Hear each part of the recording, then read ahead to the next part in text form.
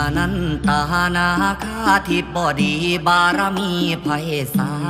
ลผู้สูงส่งองค์ยัสมันโสพันผ่องใส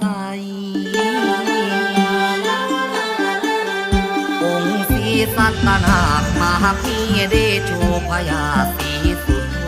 เกียรติระบือกองไกล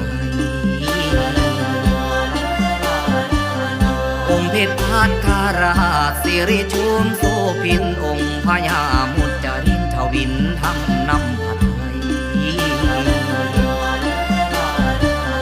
องค์นำแสนสิริจันทราปาบุญญาโยยิ่งองค์ผู้ชงประเสริฐสิ่งนิ่งแน่นจอมใจองค์ขันตสีเทวาฤทธาคณาลำเก่าพระองค์ทรงธรรมเลิศลำพิสุ